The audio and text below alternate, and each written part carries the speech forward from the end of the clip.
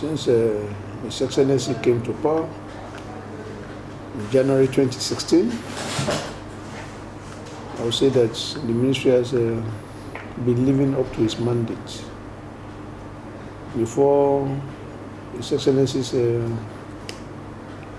ascendancy to the office, Ministry of Agriculture was existing in name. They were not really doing what they are meant to do. We inherited a ministry where we could not even boast of one functional tractor. The staff's morals were the lowest ebb. There were no extension services to farmers, no modernized equipment for farming. There was nothing happening when we got here. But because of the commitment of His Excellency to diversify the economy of the state using agriculture as a window, he prioritized agriculture. And it has been receiving adequate attention from the government. We started by procuring modern AGRIC equipment, because we're going to be talking of mechanized agriculture without those equipment. We procured and injected into the farming space. Farmers can now hire those equipment at a reduced price, and that has enhanced the efficiency, even the effectiveness of those farmers. And the resultant effect is boosts in agricultural production in the state. For instance, I'll give you a very good example. Unichem, that alcohol manufacturing company at Jamaica, when they came to the state, their immediate concern was how to source for their raw materials, which is cassava, was their daily inputs. Their daily needs is 600 tons per hectare. As at the time they came to the state was barely producing 320 tons per hectare. So there was a shortfall of 280 tons per day, And the plan they had was to be going to the neighboring states to buy cassava to make up for the shortfall. But immediately we had a meeting, and we went back to sensitize our farmers and supported them with all that they required to cultivate cassava. Today, we have not only met that target, we have surpassed that target. It has gotten to a situation where we now have gluts even in the markets. If you are traveling to Abuja, most times you see lorry loads of cassava waiting to be offtake, for Unichem to offtake them. And that has also led to crash in price. The more the supply, yes, the less the price. And state government has also responded to that by procuring modular processing machines that farmers and cooperatives can now use to process their cassava or add value to their cassava, either in producing gari, starch, chips, and other products. So what that simply means is everybody does not need to take their cassava to Unichem before you sell it. We have grouped our farmers into cooperatives, and we'll be releasing those machines to them anytime from now, so that if there's a group of 20, 30, 40, 50, and you have produced your cassava, and you have been empowered with a processing machine, all you need to do is just to add value to it and even earn more from it. And that is our immediate solution to the gluts in the market, because it's not interesting for you to go into the farm from, say, January to September, October, and when you harvest your crops, you cannot even break even, not to talk of making profits because of that. So that is what the state government is doing to address that. And I'm just using cassava as an example. We're a major rice producer in the country.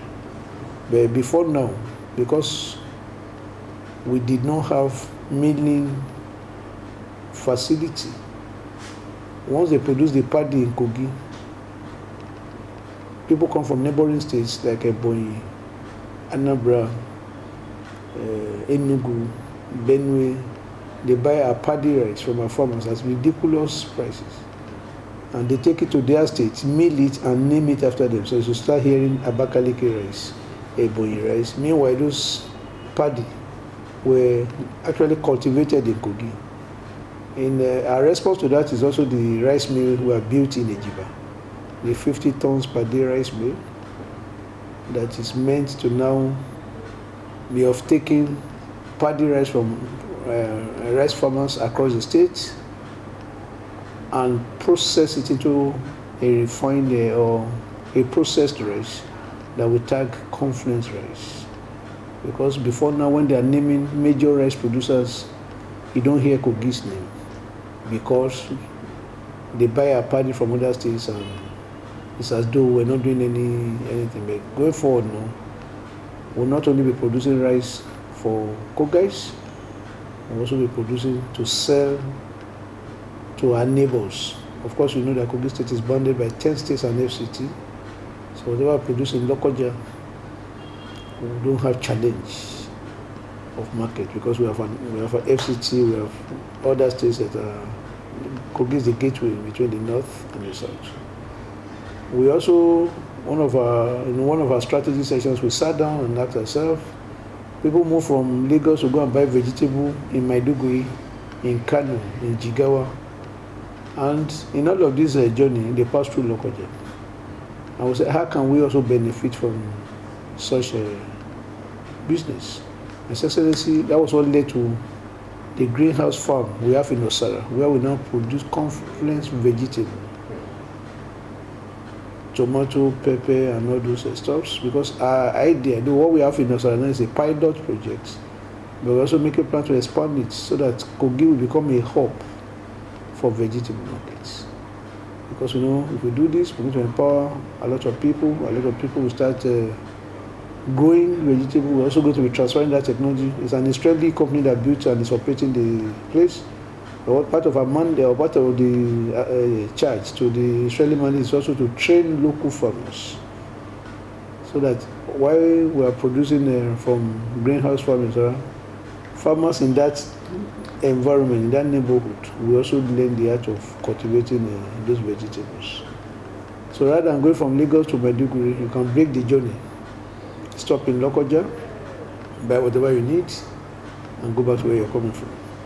These are programs that we have put in place to empower our people economically, reduce unemployment in the states, generate income for the government and for the people, and place KOGI in its rightful place when it comes to, because we have all the resources. God has endowed us with enormous resources in the states to be able to feed ourselves and even feed this country. If we develop our agri potentials in the states, we may not need to be going to Abuja every 30 days to go and beg for allocation, because what we'll be generating within will be more than whatever they're giving us from Abuja on a monthly basis.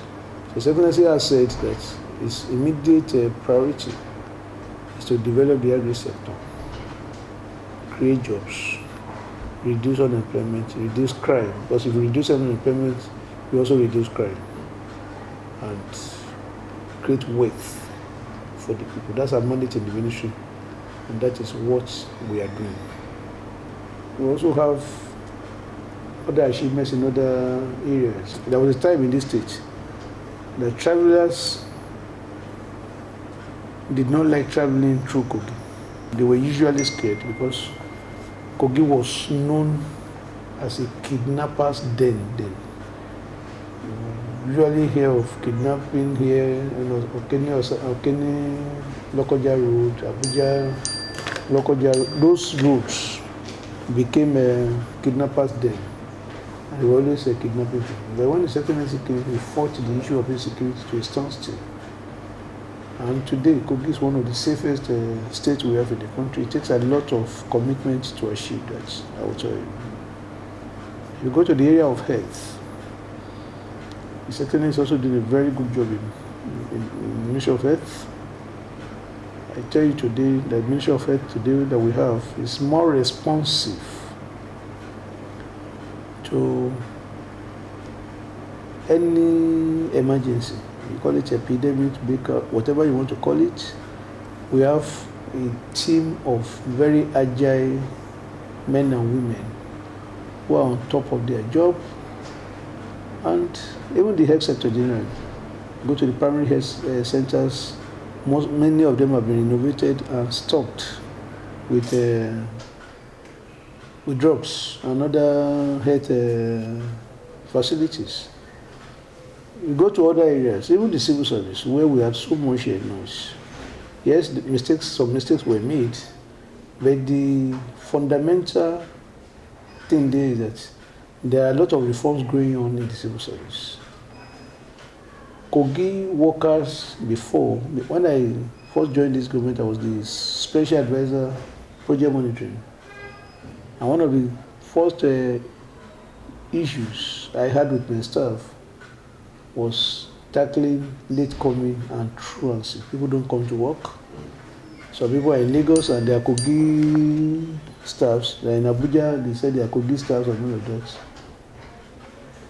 With the reforms that the SNC has put in place, it came with some pain. Now, you know, there is no reform that will not come with a pain. But the good news is that those pains have been taken care of. As we speak today now, nobody is being owed a dime in the state as we speak. State civil servants have been paid. We're in September now. Everybody has received his August salary. Though there were little delays before, but that has been taken care of now. Salaries are now being paid as at and when due. If anything, introduce the clock in, clock out register that ensures that staffs now come to work every day, because if you don't come at the end of the month, they look at the records and pay you based on the number of days that you have. So these are some of the reforms that have made civil servants more responsive, more alive to their responsibility, unlike before, when some people only come to the state during screening exercise. Whenever they hear, they know or the length of the screening, you see them trooping to the state to come and do it. Those such things are becoming things of the past. People are more responsive, they're more responsible at discharging their obligations. And I say whatever problems that we have now, don't worship it in a day. As we move on, we'll be solving them. What we want is a prosperous state, or a more prosperous state. We want a state that can compete with other states in terms of the quality of our personnel as civil servants. We want people that will be able to contribute their quota. We don't want liabilities as civil servants. People that cannot write their name, that do not even know their left from their. Everybody must not be a civil servant. There are other things that we can do, and that's what the reform is basically addressing. And I know that as time goes on, yes, when you are doing reforms, it comes to a lot of pain. People don't understand what you are doing. And when the dividends start rolling in, posterity will also be there to judge all of us, assess our roles as individuals, as governments, and be able to say that this is what you did when you were there, so you didn't. I'm sure people will be, in another 10, 15 years down the line, will have cause to also say that one young man called the Ayabelo came to rule the state, though some decisions were not popular, but at the end of the day, these are the benefits of such reforms.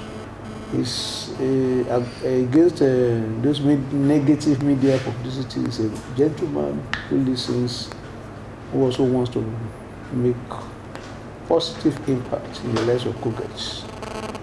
And that is why we are Some of us are very confident that come November 16, 2019, he will win the election again so they can complete the job that he has started. 4 years at times may not be enough to make the necessary changes, because the problems bedeviling the state is legion. So you need more than 4 years to accomplish some task. As a young man,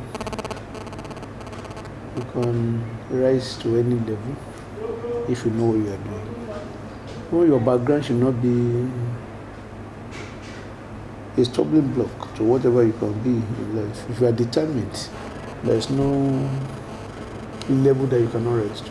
So you should shun violence, you should shun vices, ladies should shun prostitution, men should not take to drugs, you should shun electoral violence. Don't let anybody use you as thugs, because when they are looking for thugs, they don't recruit their own children. They send their children overseas, the politicians send their children overseas, so don't allow yourself to be used as thug.